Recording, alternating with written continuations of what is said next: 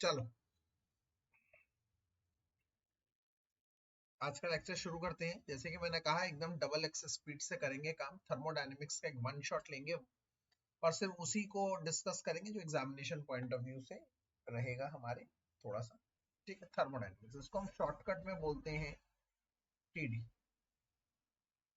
Thermodynamics को। इसमें हम लोगों के चैप्टर के 3 पार्ट है। पहला है टीडी टर्म्स, पहला पार्ट है। दूसरा पार्ट एंथैल्पी और उससे जुड़े हुए टर्म्स एंड एक्सेट्रा। और तीसरा पार्ट है एंट्रोपी एंड एटसेट्रा। तो हम लोग बिना टाइम वेस्ट कर कर पार्ट 1 में चलते हैं। पार्ट 1 हम लोगों का क्या है? TD terms. बहुत रैपिडली देखेंगे, ठीक है सब बच्चे। टीडी टर्म्स में भी बहुत सारी चीजें हैं। जैसे सबसे पहले टीडी टर्म्स में हम लोग जानेंगे टीडी यूनिवर्स। तो थर्मोडायनेमिक कहता है कि यूनिवर्स 2 भागों में बटा हुआ है। जिस भाग की बात हो रही है, जो भाग अंडर ऑब्जर्वेशन है, उसे सिस्टम कहते हैं।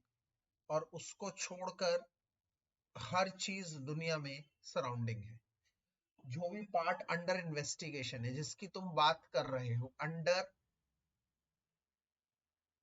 इन्वेस्टिगेशन, उसे कहते हैं system. Everything else than system. System को छोड़ के बाकी सब दुनिया सराउंडिंग है। अब अगर मैं सिस्टम की बात करता हूं तो सिस्टम आगे जाकर फिर 3 तरह के होते हैं। ओपन सिस्टम, जिसमें जैसे कि एक चाय खुली पड़ी हुई है, हमारी ओपन सिस्टम है। अब चाय जब खुली पड़ी हुई है, चाय थोड़ी देर बाद ठंडी भी हो जाएगी। उसका मतलब उसका एनर्जी सिस्टम का सराउंडिंग से जा रहा है। और थोड़ी देर बाद चाय कम भी हो जाएगी, क्योंकि चाय का मैटर भी तो जा रहा है। चाय भाप बन के उड़ भी तो रही है, थोड़ी सी कम तो होगी। इसी तरह से कोल्ड ड्रिंक अगर खुली पड़ी हुई है, चिल्ड कोल्ड ड्रिंक खुली पड़ी है, थोड़ी देर बाद गर्म हो जाती है, क्योंकि सराउंडिंग से उसकी हीट आ जाती है। तो इसको ओपन सिस्टम कहते हैं, जिसमें दोनों चीजें, एनर्जी और मैटर, दोनों चीजों का आदान प्रदान होता है। किसके साथ? सिस्टम का सराउंडिंग के साथ। दूसरा है closed.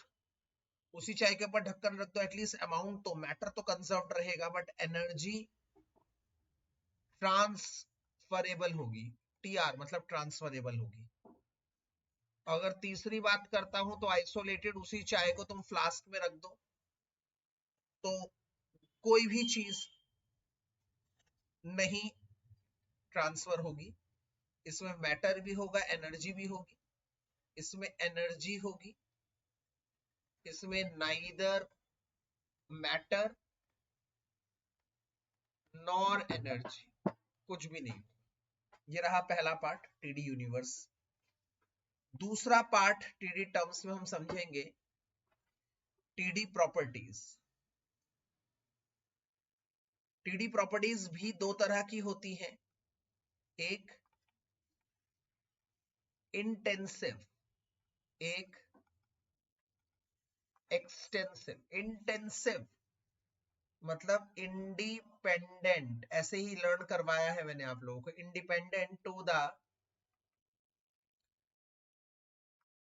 Amount of system. Amount of system से इंडिपेंडेंट है, मतलब सिस्टम कम हो रहा है कोई फर्क नहीं होता। याद रखिएगा ये एग्जांपल, अगर मैंने 100 ग्राम का एक लोहे का बार 100 डिग्री सेल्सियस तक गर्म करवाया और उसके 2 टुकड़े कर दिए, 2 टुकड़े कर दिए मैंने उसके, तो दोनों इक्वल टुकड़े करे तो दोनों 50-50 ग्राम के होंगे। मतलब मास चेंज हो गया, जैसे सिस्टम का अमाउंट चेंज हुआ, मास चेंज हो गया। बट टेम्परेचर दोनों का 100 डिग्री ही रहेगा। टेम्परेचर में कोई फर्क नहीं आएगा। इसका मतलब अमाउंट ऑफ सिस्टम चेंज हो जाने पर भी टेम्परेचर चेंज नहीं हुआ। तो एक मास है जो चेंज हो गया, 100 ग्राम था 50-50 ग्राम हो गया, पर टेम्परेचर 50-50 डिग्री नहीं होगा, 100 डिग्री रहेगा। तो टेम्परेचर क्या है? जो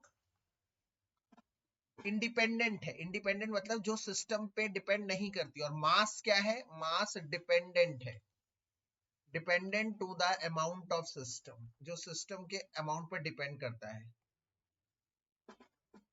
ये रही दूसरी चीज, टीडी प्रॉपर्टीज। के बाद तीसरा जानेंगे टीडी फंक्शंस। टीडी फंक्शंस भी दो तरह के होते हैं। एक होते हैं स्टेट फंक्शन और एक होते हैं पाथ फंक्शंस। स्टेट फंक्शन वो जो पाथ पे डिपेंड नहीं करते, पाथ पे इंडिपेंडेंट, मतलब तुम्हें फर्क नहीं पड़ता। एक बच्चे ए को मैंने 1 लीटर वाटर दिया, एक बच्चे बी को मैंने 1 लीटर वाटर दिया, और मैंने कहा अभी इस पानी का टेम्परेचर मान लो 25 डिग्री सेल्सियस है अभी, ये है T1, और आपको दोनों को पानी उबालना है, मतलब 100 डिग्री सेल्सियस करना है, ये है T2। ए बच्चे ने उस पे बहुत सारा वर्क किया, बहुत सारा वर्क किया, बहुत सारा हीट दिया, कोयले से उसे गर्म कर रहा है, 1 घंटे तक लग गया उसे गर्म करने में। बी ने बड़ी स्मार्ट से काम किया, बी ने उस पानी को गैस में जला दिया, गैस में जड़ते ही 5 मिनट में काम, उसे 1 घंटा लग गया था कोयला वोयला जला के गर्म करने में। इसका मतलब जो अगर मैं टेम्परेचर की बात करता हूं तो टेम्परेचर में तो कोई फर्क नहीं आया ना, कि कोयला जलाकर 100 डिग्री करा है या गैस जलाकर 100 डिग्री करा है।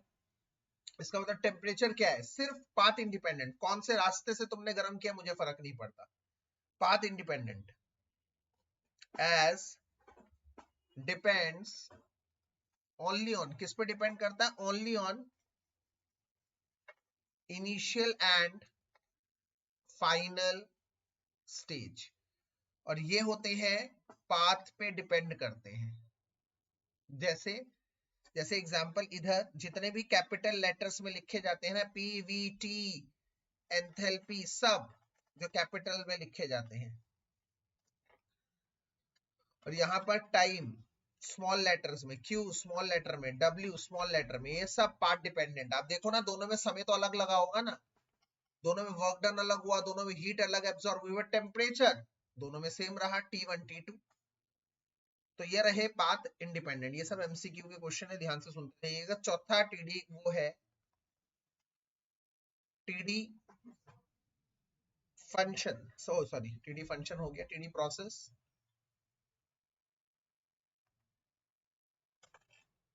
वो टीडी प्रोसेस जहां पर टेम्परेचर कांस्टेंट होता है उनको आइसोथर्मल कहा जाता है। जिसमें प्रेशर कांस्टेंट होता है उसे आइसो मतलब सेम होता है, थर्मल मतलब टेम्परेचर, तो इसे आइसोबारिक, आइसोबार मतलब बारीक मतलब सेम प्रेशर। अगर इसी तरह से वॉल्यूम को कांस्टेंट रखा जाए उसे हम आइसो मतलब सेम कोरिक कहते हैं, कोर मींस वॉल्यूम। इसी तरह से अगर मैं हीट को कांस्टेंट रख दूं उसे एडियाबैटिक कहते हैं। इसी तरह से रिवर्सिबल प्रोसेस किसे कहते हैं? Reversible process which can be reverted at any stage of reaction, किसी भी रिएक्शन के समय, किसी भी समय पर वो रिवर्ट वापस आ सकता है अपनी ओरिजिनल पर। इरिवर्सिबल जो नहीं रिवर्ट कर सकते, कांट बी रिवर्टेड। और इसके बाद आता है साइक्लिक, जिसमें इनिशियल एंड फाइनल दोनों प्रोसेस सेम चलते हैं। याद रखिएगा, एक अलग से बात बता दूं, रिवर्सिबल प्रोसेस बहुत स्लो काम करता है, स्लोली प्रोसीड, बहुत धीरे धीरे बढ़ता है, इनफाइनाइट स्मॉल स्टेप्स में। ये वर्ड याद रखना, ये दोनों कीवर्ड्स हैं, स्लोली प्रोसीड करना या इनफाइनाइटली स्मॉल स्टेप्स में प्रोसीड करना, धीरे धीरे आगे बढ़ना। ये रहा टीडी प्रोसेस की बात। अब आता है टीडी वर्क, पांचवी बात।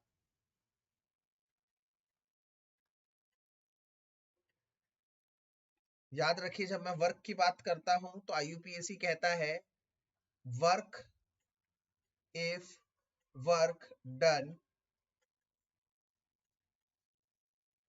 ऑन द सिस्टम, अगर सिस्टम पे काम किया गया है तो वर्क पॉजिटिव होगा।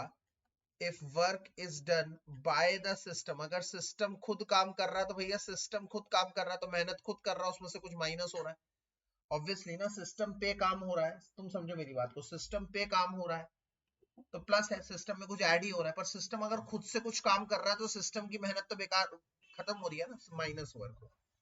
पर याद रखना दोनों ही केस में मैंने आपको क्या सिखाया है, गुरु मंत्र क्या दिया है, गुरु मंत्र ये दिया है कि work done will always B minus P delta we. इस बात को याद कर लो हर बच्चा याद कर लो, it will always be W is equal to minus P delta V. P is pressure, delta V is difference in volume.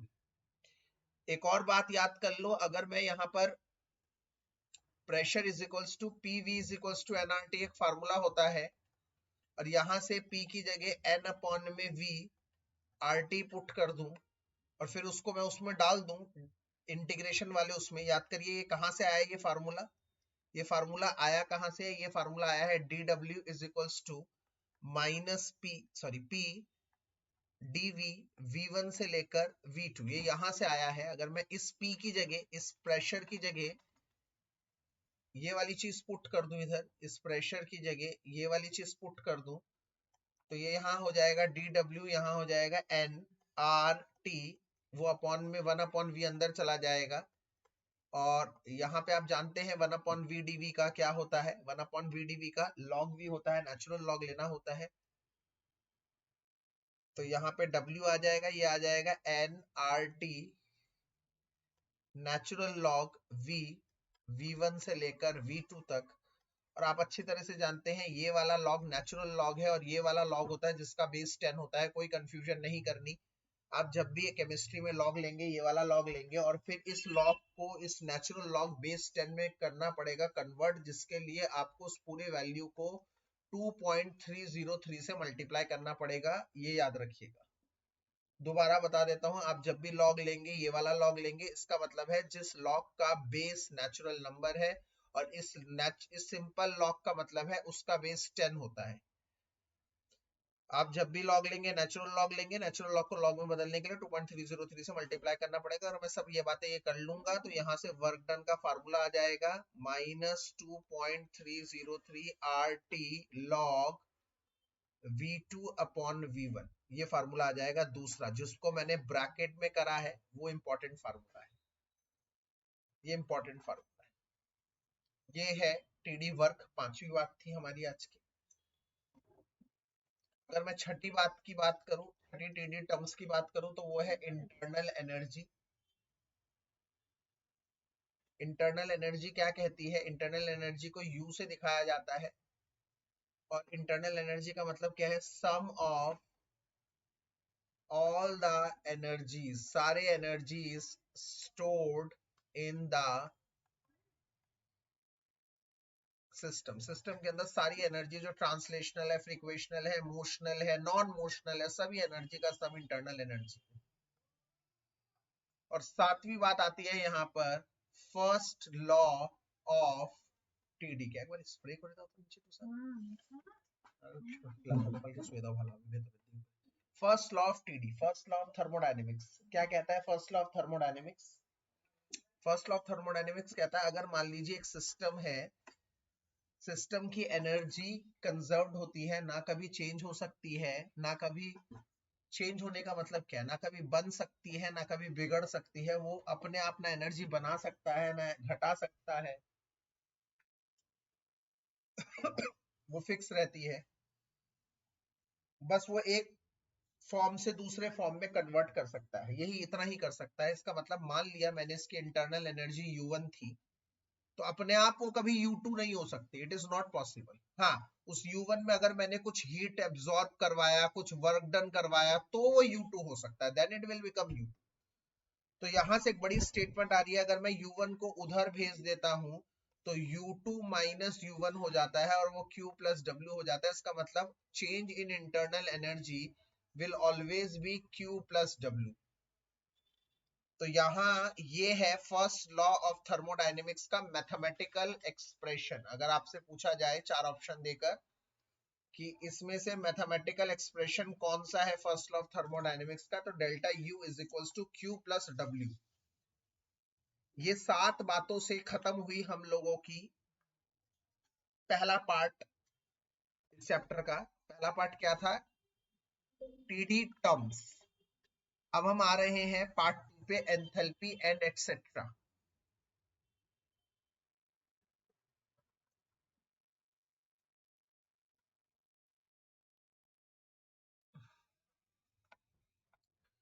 बड़ा एकदम क्रिस्प में करवाया, एकदम क्रिस्प जिसे कहते हैं ना भाई साहब, ये कर लो और बात बन गई।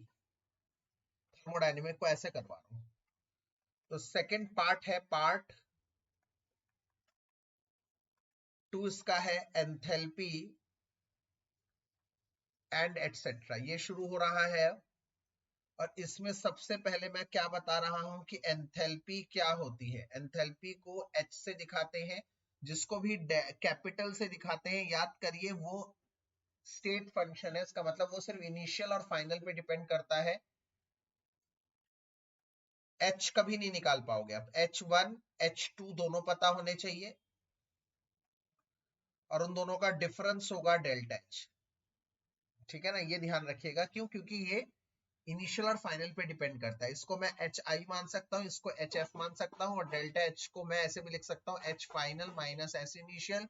डेल्टा एच को वैसे भी लिख सकता हूँ H2 माइनस H1, या फिर ये भी लिख सकता हूँ रिएक्शन हुई है तो रिएक्शन ऐसे हुई है, इसमें इनिशियल ये है, फाइनल प्रोडक्ट है, तो H product minus H reactant, कुछ भी लिख सकता हूँ। तो एंथैल्पी की असली डेफिनेशन क्या होती है? Net motion content of system. Net motion content of a system, और इसका फार्मूला होता है H is equal to U plus PV। ये फार्मूला होता है।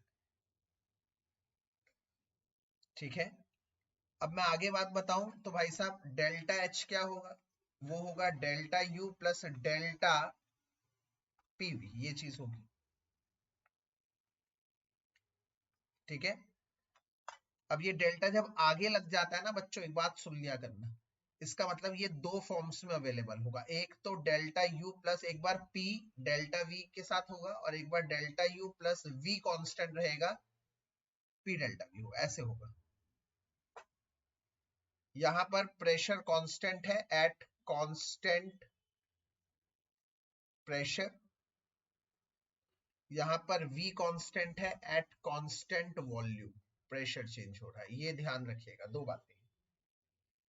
इसके बाद दूसरा, इसमें आगे सेकंड पार्ट, जो सेकंड पार्ट का सेकंड पार्ट, वो है सम इंपॉर्टेंट रिजल्ट्स। कुछ इंपॉर्टेंट रिजल्ट्स आपको ध्यान करने हैं, जैसे मैं जिनको बॉक्स में रखूंगा। जैसे पहला, फर्स्ट लॉ ऑफ थर्मोडायनेमिक्स क्या कहता है? Delta U is equals to Q plus W, ये है। अब हमें पता है क्यू का मतलब क्या है? वर्क, हीट, और डब्ल्यू का मतलब वर्क डन। और वर्क डन मैंने हमेशा क्या कहा है? माइनस पी डेल्टा वी ही होगा, है ना। अगर मैं यहां से कंडीशन ले लूं कि कांस्टेंट है वॉल्यूम, वॉल्यूम कांस्टेंट है, वॉल्यूम कांस्टेंट है, इसका मतलब वॉल्यूम में कोई चेंज नहीं आ रहा। वॉल्यूम में कोई चेंज नहीं आ रहा, तो डेल्टा वी मतलब चेंज इन वॉल्यूम क्या हो जाएगा? जीरो हो जाएगा भैया। और वो जीरो हो जाएगा तो प्रेशर से मल्टीप्लाई होगा, यो भी जीरो। तो इसका मतलब यहाँ से एक रिलेशन आ गया, जिनको मैं बॉक्स में कर रहा हूँ वो रिलेशन इंपॉर्टेंट है। पीछे शुरू से स्लाइड 1 में ध्यान रखना, जिनको मैं बॉक्स में कर रहा हूँ वो इंपॉर्टेंट है।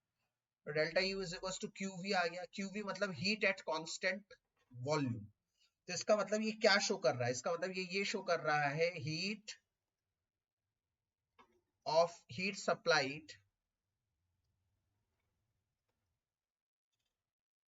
to any system at constant volume is used to increase the to increase its internal energy। मतलब अगर आपसे कभी पूछे कि भाई अगर कांस्टेंट वॉल्यूम है और तुम एक सिस्टम को हीट दे रहे हो, तो हीट किसमें यूटिलाइज हो रही है? वो हीट यूटिलाइज हो रही है उसकी इंटरनल एनर्जी को चेंज करने में। बहुत इंपॉर्टेंट क्वेश्चन है, बहुत अच्छा क्वेश्चन। इसी तरह से मैंने अभी अभी पीछे क्या लिखवाया, delta H is equals to delta U plus P delta V. अगर इसी में तुम ये कर दो, डेल्टा यू की वैल्यू ले आओ, डेल्टा यू की वैल्यू यहीं से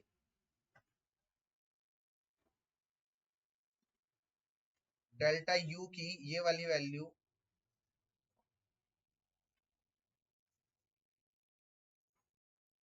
अगर तुमने डाल दी है Q minus P delta we plus P delta we, यहां से ये कट जाएगा। अच्छा ये बताइए, ये एक्सप्रेशन आया कहां से था? Delta H is equal to P delta V, delta H is equal to P delta V, ये वाला एक्सप्रेशन है। और आप देख सकते हैं ये वाला एक्सप्रेशन एट कांस्टेंट प्रेशर पे है, at constant pressure, eight constant pressure.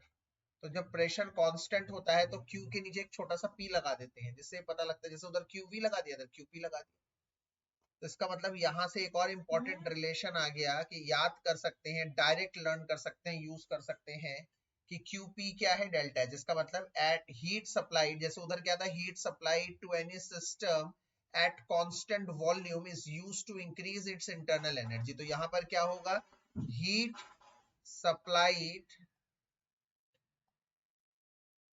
To any system at constant pressure is used to increase its enthalpy, उसके एंथैल्पी को इंक्रीज करने में लग जाता है। ये दो बातें भैया बहुत इंपॉर्टेंट है, ठीक है। इसके बाद आते हैं सब इंपॉर्टेंट रिजल्ट पे ही चलते हैं। तो ये रही हमारा पहला इंपॉर्टेंट रिजल्ट, ये हमारा दूसरा इंपॉर्टेंट रिजल्ट, ठीक है। तीसरा इंपॉर्टेंट रिजल्ट चलते हैं हीट कैपेसिटी को लेकर। हीट कैपेसिटी होता है C, मतलब heat used to increase the temperature of any system by 1 degree. 1 degree system को, किसी भी सिस्टम को, सपोज करो ये सिस्टम है, इसका टेम्परेचर अभी T है, तो मुझे कितना हीट देना पड़ेगा ताकि इसका टेम्परेचर T+1 हो जाए? तो वो एक्स्ट्रा हीट जो मुझे सप्लाई करनी पड़ी, उसके लिए इसको हीट कैपेसिटी कहेंगे। कितनी हीट सप्लाई करनी पड़ती है?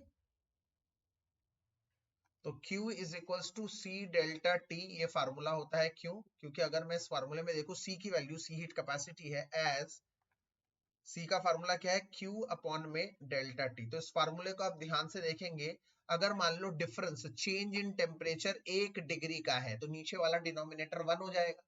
तो अगर डिनोमिनेटर 1 हो जाएगा तो C बराबर क्या हो जाएगा, Q। अगर डेल्टा टी 1 है, 1 डिग्री चेंज हुआ है, तो जितनी हीट Q तुमने दी वही हीट कैपेसिटी है, जितनी हीट दी वही हीट कैपेसिटी है। वही ऊपर कह रहा है कितनी हीट दी है ताकि उसका टेम्परेचर 1 डिग्री चेंज हो जाए। तो यहां से ये चीज याद रखेंगे, ये चीज बड़े काम की है हमारी। Q is equal to C delta T. तो अब आप समझ लीजिएगा, नाउ अगर ये है तो क्यू पी क्या होगा, सी पी डेल्टा टी। यहाँ पर सी पी का मतलब हुआ heat capacity eight constant pressure, ये चीज हो गई। और हम पीछे से पता है एज QP का फार्मूला क्या था, याद है? देखिए QP क्या है, डेल्टा H। इसकी जगह मैं लिख सकता हूं delta H is equals to CP delta T। Also एक और चीज पता है, अगर QP ये है तो QV क्या होगा, CV डेल्टा T होगा। और QV की जगह लिख सकता हूं delta U is equals to CV delta T। ये दोनों चीजें आ गई हमारे पास। अब शुरू में आज एक फार्मूला कराया था मैंने, ये वाला बॉक्स वाले, delta H is equals to delta U plus delta PV, delta H is equals to delta U plus delta PV। तो delta H is equals to delta U plus delta nRT, क्योंकि PV is equals to nRT होता है। For 1 mole N is equals to 1, N1 हो जाएगा, तो delta H is equals to delta U plus R delta T हो जाएगा, है ना।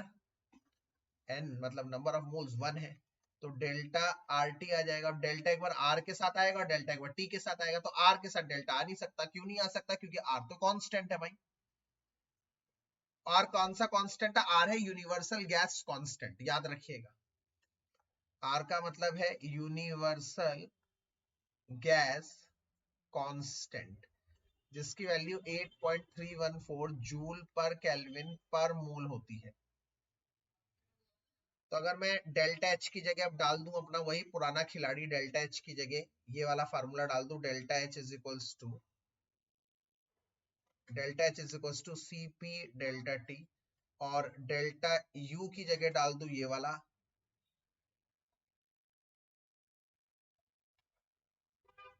सी V delta T plus R delta T. तो डेल्टा टी कट जाएगा, CP is equals to CV plus R. ये रिलेशन हमारा निकल गया, गोल्डन रिलेशन। और ये भी कह सकते हैं CP minus CV is equals to R. तो पूछा जाए आपसे कि सीपी और सीवी में से कौन बड़ा है? सीपी बड़ा है। कितना बड़ा है? सीपी में से सीवी माइनस कर देंगे तो आर आ जाएगा। आर क्या है? यूनिवर्सल गैस कांस्टेंट है, इसकी वैल्यू क्या होती है? 8.314 जूल पर केल्विन पर मोल होती है। इसके बाद आगे चलते हैं। इसी में सब इंपॉर्टेंट रिजल्ट्स हो चुका है। पहला पार्ट एंथैल्पी था, दूसरा पार्ट सब इंपॉर्टेंट रिजल्ट्स था, तीसरा पार्ट नहीं, इसी में एक और चीज है ऑल्सो याद रखने के लिए। क्या? कि मोलर हीट कैपेसिटी क्या है? हीट कैपेसिटी क्या कहती है? हीट कैपेसिटी कहती है सी से डिनोट किया जाता है। इसका formula Q is equals to C delta T. जब मोलर की बात होती है, molar heat capacity, number of moles के बारे में बात होती है, तो याद रखिएगा यहाँ पर Cm लिखा जाता है और उसका फार्मूला होता है Q is equals to number of moles Cm delta T. इसका मतलब इसमें दो चेंज हो गए इन दोनों फार्मूलों में। पहले तो C की जगह अब आ गया Cm।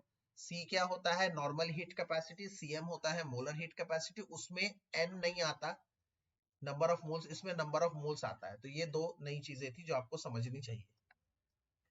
दूसरा था सब इंपॉर्टेंट रिजल्ट्स। ये वाली बात खत्म करता हूं। अब का तीसरा भाग शुरू करते हैं, वो है types of enthalpies.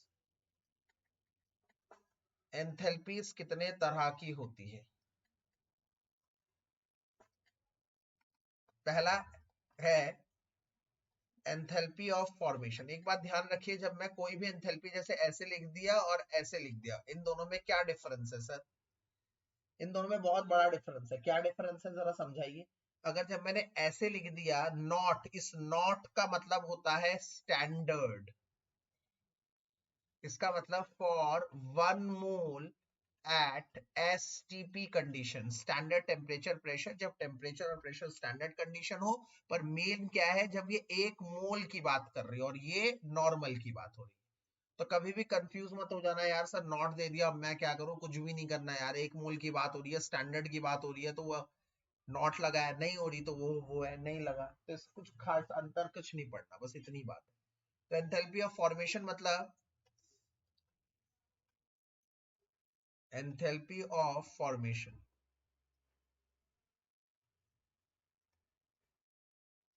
Enthalpy of formation, कोई चीज फॉर्म हो रही है तो उसमें कितनी चेंज एंथैल्पी में आ रहा है, ये रहा पहला चीज। दूसरा एंथैल्पी ऑफ सी मतलब एंथैल्पी ऑफ कंबशन, मतलब कोई चीज जब जल रही है, पूरी तरह से जल गई, उसमें कितनी हीट चेंज हुई, कितनी एंथैल्पी चेंज हुई, उसे एंथैल्पी ऑफ कंबशन कहेंगे। तीसरा डेल्टा एच नॉट आर मतलब एंथैल्पी ऑफ रिएक्शन, मतलब जब कोई रिएक्शन हुई तो कितनी एंथैल्पी चेंज हुई, उस एंथैल्पी चेंज को एंथैल्पी ऑफ रिएक्शन कहेंगे। मैं तीनों का एक कॉमन एग्जांपल लिखवाऊंगा, जैसे CO2 और डेल्टा एच है इसका -393.5 किलो जूल पर मोल। अब एक ही चीज तीन निशाने कर दिए। यहां पर अगर आप ध्यान से देखें तो यहां पर एक रिएक्शन हुई है, तो ये एंथैल्पी ऑफ रिएक्शन है, क्योंकि रिएक्शन तो है C+O2 गिव्स CO2। हर रिएक्शन, हर कोई चीज एक रिएक्शन होगी, तो हर एक चीज की एंथैल्पी को मैं एंथैल्पी ऑफ रिएक्शन बोल सकता हूं। क्योंकि यहाँ पर कंबशन भी हुआ है ऑक्सीजन का, कार्बन का कंबशन हो रहा है। जो कुछ भी चीज ऑक्सीजन की प्रेजेंस में जलाई जा रही है उसे हम कंबशन ही कहते हैं। तो यहाँ पर एंथैल्पी ऑफ कंबशन भी लिख सकता हूँ। और तीसरा, यहाँ पर फॉर्मेशन भी हो रही है। किसकी फॉर्मेशन? CO2 की फॉर्मेशन। तो इसे enthalpy of formation of CO2 भी कहा जा सकता है। तो इसका मतलब एक ही चीज को बयान करने के एक से अधिक तरीके हैं और कुछ नहीं है। ये 3 तरह की एंथैल्पी समझा दी। चौथी तरह की एंथैल्पी है enthalpy of phase transformation. Enthalpy of phase, माथा हाथ रखे, transformation. Enthalpy of phase transformation का मतलब है जब कोई सॉलिड लिक्विड में बदलता है या लिक्विड सॉलिड में बदलता है। भाई थर्मोडायनेमिक हमें ये कहता है ए से बी जाने में अगर किसी चीज को एनर्जी +10 लगती है तो बी से ए जाने में -10 लगती है, पर नाम और वैल्यू सेम रहेगी, बस वो चेंज होगी। इसको हम, इसका नाम दे दिया इन्होंने एंथैल्पी ऑफ फ्यूजन। फ्यूजन तो जब भी कोई सॉलिड आइटम लिक्विड में कन्वर्ट होती है या लिक्विड सॉलिड में कन्वर्ट होती है उस एंथैल्पी चेंज को हम एंथैल्पी ऑफ फ्यूजन कहते हैं। इसी तरह से जब भी कोई लिक्विड गैस में कन्वर्ट होती है, गैस लिक्विड में चेंज होती है, उसे हम एंथैल्पी ऑफ वेपराइजेशन कहते हैं। जब भी कोई सॉलिड चीज गैस में चेंज होती है या गैस डायरेक्टली सॉलिड में चेंज होती है विदाउट चेंजिंग इनटू लिक्विड, उसे हम एंथैल्पी ऑफ सब्लिमेशन कहते हैं। ये 3 एंथैल्पीज एक ही तीर में हो गई, एक ही बात में हो गई। इसके अलावा 5वीं एंथैल्पी ऑफ एटमाइजेशन। जब किसी चीज को फ्री एटम्स में तोड़ने में कितनी एनर्जी चेंज हुई। जैसे H2 को हम तोड़ेंगे तो क्या मिलेगा? 2 हाइड्रोजन एटम। H2 को तोड़ेंगे तो क्या मिलेगा? 2 हाइड्रोजन एटम अलग अलग मिलेंगे। कोई चार्ज थोड़ी होगा, कोई प्लस माइनस थोड़ी होगा, नहीं, दोनों न्यूट्रल, अपने अपने इलेक्ट्रॉन दोनों के पास जाएंगे, होमोलिटिक क्लीवेज होगा। तो हाइड्रोजन जब टूटेगा 2 हाइड्रोजन के एटम मिलेंगे। एटम को तोड़ने में कितनी एनर्जी लगी उसे एंथैल्पी ऑफ एटमाइजेशन कहते हैं। और इसी के बाद आता है लैटिस एंथैल्पी।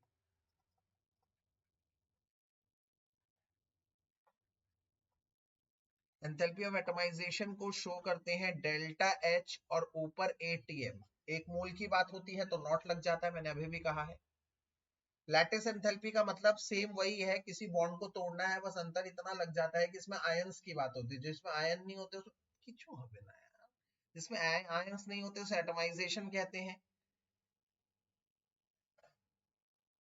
आयंस नहीं होते उसे एटमाइजेशन कहते हैं, जिसमें आयंस होते हैं लैटिस एंथैल्पी कहते हैं।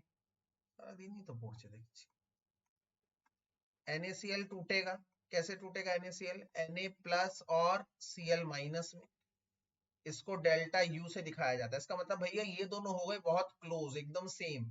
अगर कोई चीज एटम में टूटती है एटमाइजेशन, अगर कोई आयन में टूटती है लैटिस एंथैल्पी। इस बात को गौर कर लीजिएगा, गांठ बांध लीजिएगा।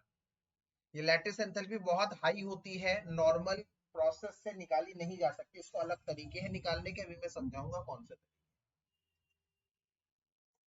इसके अलावा एक है हाइड्रेशन एंथैल्पी। हाइड्रेशन एंथैल्पी का मतलब होता है delta H not HYD।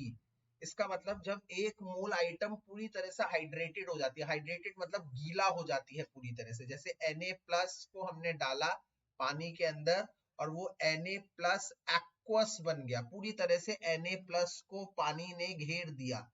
H2O के मॉलिक्यूल्स ने पूरी तरह से उसे घेर लिया। पूरी तरह से घेरने में कितने बॉन्ड बना रहा है, उनके साथ कितनी एनर्जी लिबरेट हो रही है, उस चेंज इन एनर्जी को हम लोग हाइड्रेशन एंथैल्पी कहते हैं। ये रही टाइप्स ऑफ एंथैल्पी। थर्ड चीज हमने इसका बता दिया, टाइप्स ऑफ एंथैल्पी। इसी में आता है फोर्थ, नेक्स्ट। ये पार्ट 2 चल रहा है, याद करिए, पार्ट 2 का फोर्थ पार्ट ऐसे कह सकते हैं। कंफ्यूजन नहीं चाहिए मुझे। पार्ट 2 का फर्स्ट पार्ट एंथैल्पी था, पार्ट 2 का second part some important results जिसमें हमने पढ़े, पार्ट 2 का थर्ड टाइप ऑफ एंथैल्पी था। अब पार्ट 4 आ रहा है पार्ट 2 का, इसमें हम सीखेंगे Hess's law of summation of heat. Hess's law of summation of heat क्या कहता है? Hess law of summation of heat, Hess law of summation of heat कहता है कि अगर कोई प्रोसेस एक स्टेप में हो, 2 स्टेप में हो, कोई फर्क नहीं पड़ता, the net enthalpy will always remain same. इसका मतलब अगर मैं C को डायरेक्ट एक्सेस सप्लाई O2 में जलाऊं और CO2 लूं, तो इसमें जो एंथैल्पी चेंज होती है, मैंने मान लिया delta H1 minus 393 kilo joule होता है। परंतु एक बच्चे ने कार्बन को पहले आधे ऑक्सीजन में जलाया, इनसफिशिएंट ऑक्सीजन में जलाया, पहले कार्बन मोनोऑक्साइड बनाया, उसका डेल्टा H माइनस 110 के आसपास का था, 393.5 किलो जूल। और फिर CO को वापस हाफ ऑक्सीजन में जलाया और CO2 बनाया फाइनली, और इसके लिए जो थर्ड एंथैल्पी लगी वो माइनस 283.5 किलो जूल थी। तो अगर आप ध्यान से देखिए, समहाउ अगर मैं इन दोनों का सम करता हूं तो इन दोनों का सम करने पर ये निकल जाता है। तो इसका मतलब सर CO2 चाहे एक स्टेप में बने, चाहे उसको 2 स्टेप में बने, 3 स्टेप में बने, कोई फर्क नहीं होता। इसका मतलब अगर A सीधे बन जाए B में, या A पहले C में बने, C B में बने, कोई फर्क नहीं होता। मान लीजिए ये डेल्टा H1 है और ये डेल्टा H2 है, ये डेल्टा H3 है, तो Hess law of summation of heat के अनुसार H1 बराबर होगा H2 प्लस डेल्टा H3 के। एक स्टेप की एंथैल्पी मल्टीपल स्टेप की एंथैल्पी के इंडिविजुअल सम के बराबर होगा, क्योंकि एंथैल्पी सेम होगी चाहे वो एक स्टेप में हो चाहे वो 10 स्टेप में हो। इस Hess law of summation of heat का एप्लीकेशन है हमारा 5th पार्ट, वो है बॉर्न हेबर साइकिल। ये एप्लीकेशन ऑफ हेसेस लॉ है। अब मेरी बात आप बहुत ध्यान से सुनेंगे बच्चों, बहुत मन से। सारे एंथैल्पी जो चेंज होती थी उनको निकालने के लिए एक इंस्ट्रूमेंट हुआ करता था, उस इंस्ट्रूमेंट का नाम होता था कैलोरीमीटर। कैलोरीमीटर मतलब जो मीटर कैलोरीज को नापे उसे कैलोरीमीटर कहते हैं। अब ये कैलोरीमीटर सारी एंथैल्पीज को नाप देता था, परंतु एक एंथैल्पी को नहीं नाप पाता था, जिसे लैटिस एंथैल्पी कहते हैं, क्योंकि उसकी वैल्यू बहुत हाई होती है। आई रिपीट, जो सारी हमने टाइप ऑफ एंथैल्पीज करी है, इन सारी एंथैल्पीज को कैसे नापा जाता था, इंस्ट्रूमेंट से, जिसका नाम होता है कैलोरीमीटर। कैलोरीमीटर का मतलब है ऐसा मीटर जो कैलोरीज को नापे। कैलोरीमीटर दो तरह के होते हैं, वाटर कैलोरीमीटर, बॉम्ब कैलोरीमीटर। आप लोगों को अलग से करने की कोई जरूरत नहीं है कैलोरीमीटर के कॉन्सेप्ट को, बस इतना समझ लीजिए बॉम्ब कैलोरीमीटर नए तरह का कैलोरीमीटर। और बॉम्ब का मतलब वो बॉम्ब फटने वाला बॉम्ब नहीं है, यहाँ पर बॉम्ब का मतलब है कि स्टील और कंक्रीट से बना हुआ बॉक्स, जिसके अंदर कोई रिएक्शन करा जाता है और उसके टेम्परेचर चेंज को ऑब्जर्व किया जाता है। एक ऐसा होता है कंक्रीट का ऐसा बॉक्स बना दिया जाता है और इसके अंदर कोई रिएक्शन होती है, इसे बॉम्ब कहते हैं, ठीक है।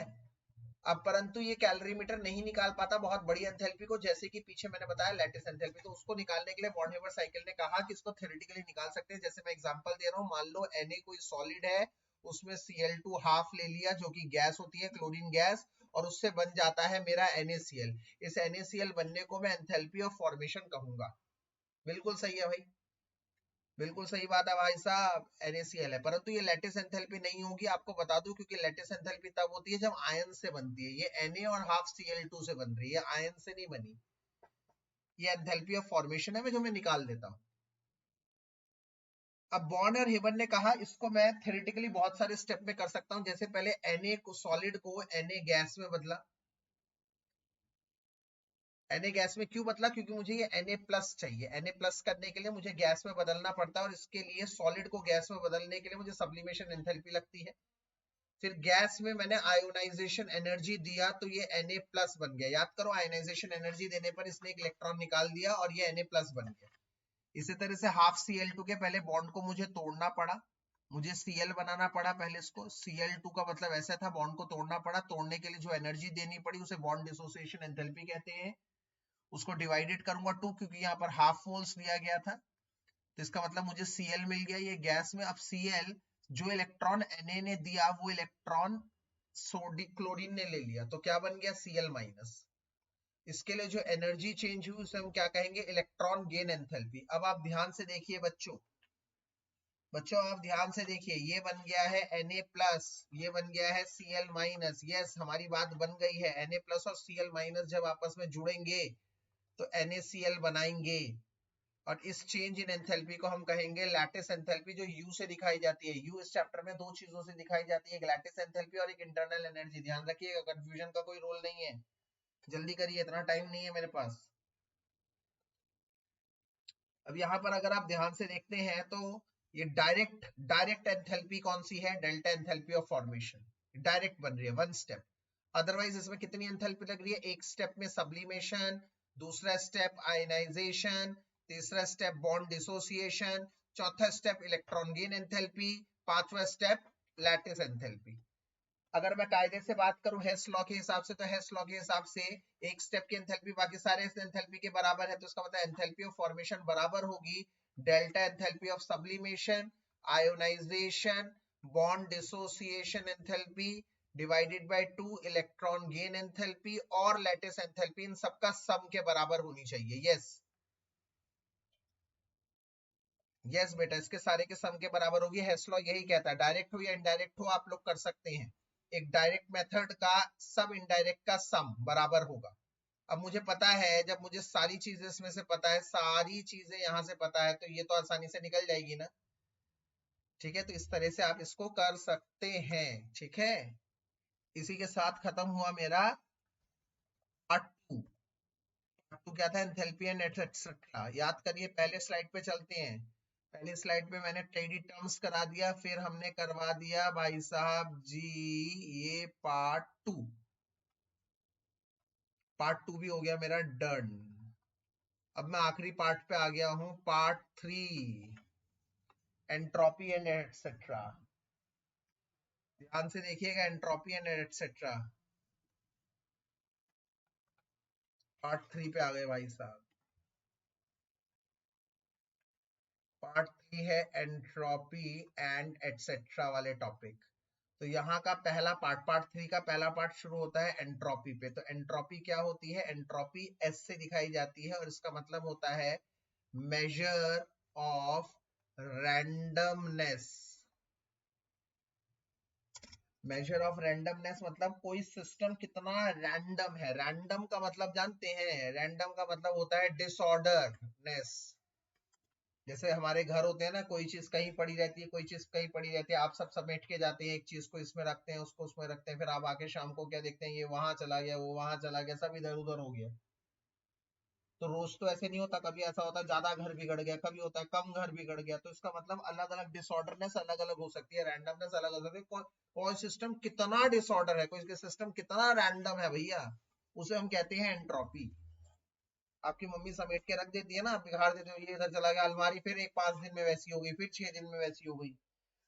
कोई सिस्टम कितना डिसऑर्डर है, कोई सिस्टम कितना रैंडम है, इसको मापने का एक तरीका है एंट्रोपी। ये भी कैपिटल से दिखाया जा रहा है, और आप समझ गए कैपिटल से दिखाने का मतलब ही आप समझ गए भैया, ये भी एक तरह का स्टेट फंक्शन है, जो सिर्फ फाइनल और इनिशियल पे कैलकुलेट करता है, डिपेंड करता है, और एब्सोल्यूट वैल्यू नहीं निकाल सकते। ये भी हम इसका भी डिफरेंस ही निकाल सकते हैं, और इसका फार्मूला होता है डेल्टा एस बराबर क्यू बाई टी, मतलब हीट डिवाइडेड बाय टेम्परेचर। तो इसकी यूनिट हो गई जूल पर केल्विन। याद करने की अच्छी बात है, इस बात को याद कर लीजिए।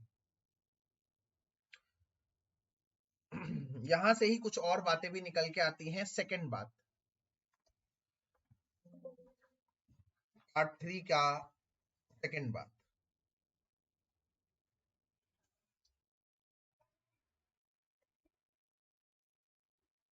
पार्ट थ्री का सेकंड भाग, सेकंड चीज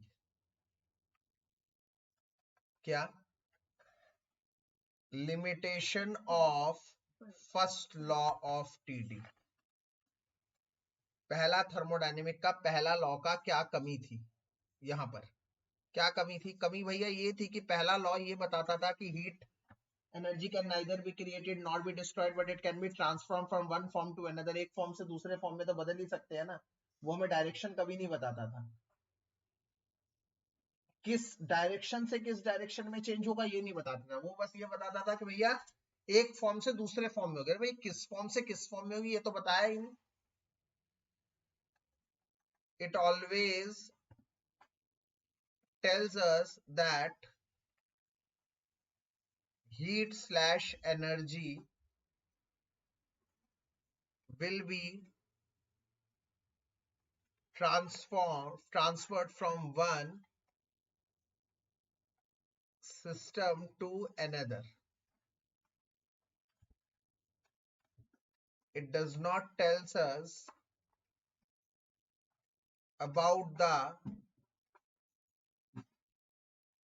direction of change or flow of heat. ये कभी हमें direction of change of it bottom चल पड़ा तो direction of flow of heat, ठीक है। तो यहां से आती है सेकेंड लॉ की बारी। अब second law of TD thermodynamic के मैं दो स्टेटमेंट बता रहा हूं ध्यान से। पहला स्टेटमेंट क्या है, heat always flows from hotter body region to colder body region.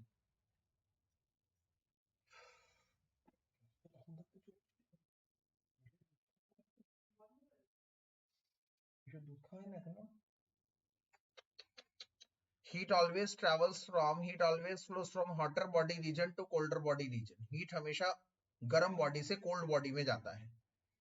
और यहीं से आती है दूसरी बात बच्चों। दूसरी बात क्या आती है कि एवरी रिवर्सिबल प्रोसेस, जो भी अपने आप प्रोसेस होता है उसे, सॉरी, जो भी अपने आप होता है उसे हम कहते हैं स्पॉन्टेनियस, है ना। कहते हैं ना जो अपने आप हो रहा है स्पॉन्टेनियस, जो अपने आप नहीं हो रहा नॉन स्पॉन्टेनियस। तो यहां से दूसरी बात निकल कर आती है कि हर काम जो अपने आप होता है स्पॉन्टेनियसली अपने आप होता है वो वापस नहीं हो सकता, रिवर्ट बैक नहीं हो सकता। जैसे झरने से ऊपर पानी नीचे गिर रहा है, भैया नीचे से वापस ऊपर नहीं जा सकता। जैसे बर्फ को तुमने रूम टेम्परेचर पे रख दिया तो बर्फ पिघल गई, अपने आप पिघल रही है, इसको रिवर्ट नहीं कर सकते। पिघली हुई बर्फ वापस बर्फ नहीं बन सकती भैया। तो every spontaneous process is irreversible. हमेशा हर स्पॉन्टेनियस प्रोसेस इरिवर्सिबल होता है। हर स्पॉन्टेनियस प्रोसेस जो अपने आप होता है उसको कभी वापस नहीं लिया जा सकता, but it can B revert back with the help of external agency. With the help of external agency का मतलब क्या है भैया, वो पिघली हुई बर्फ वापस फ्रिज में डाल दो, तो फ्रिज हमारा एक्सटर्नल एजेंसी है, उसको पिघली हुई बर्फ को वापस बर्फ बना देगा भाई साहब। इसी तरह से झरने से पानी ऊपर से नीचे आ रहा है, अपने आप आ रहा है स्पॉन्टेनियसली, इसको रिवर्ट बैक तो नहीं कर सकते, नीचे का पानी ऊपर तो नहीं जा सकता। हाँ, एक्सटर्नल एजेंसी की हेल्प से जरूर जा सकता है। मोटर लगा दो भैया, मोटर लगाने से नीचे का पानी ऊपर चला जाएगा, क्या बात कर दी तुमने। इसका मतलब हर वो प्रोसेस जो अपने आप होता है भाई साहब वो इरिवर्सिबल होता है, उसको वापस नहीं लाया जा सकता। हाँ, वापस लाया जा सकता है एक्सटर्नल एजेंसी, एक्सटर्नल एड के हेल्प के द्वारा। ये दो स्टेटमेंट अगर आ जाए आप लोगों का सेकेंड लॉ ऑफ थर्मोडायनेमिक्स, तो आप लोग इन्हीं दोनों स्टेटमेंट पर स्टिक रहेंगे, अड़िग रहेंगे, और यही दोनों स्टेटमेंट एज इट इज छाप के आएंगे। इसके बाद आगे चलते हैं भाई। का मतलब entropy and etcetera part third का थर्ड पार्ट।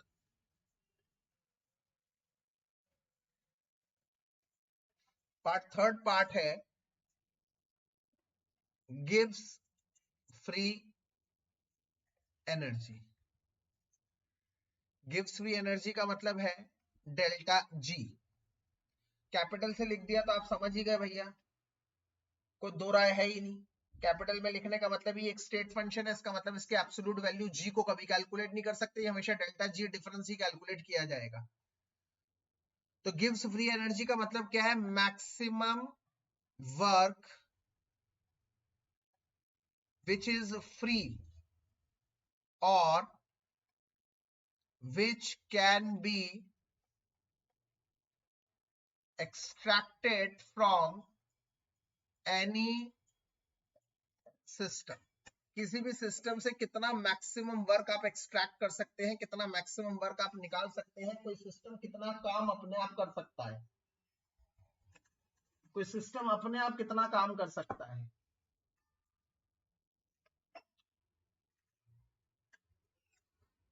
ठीक है,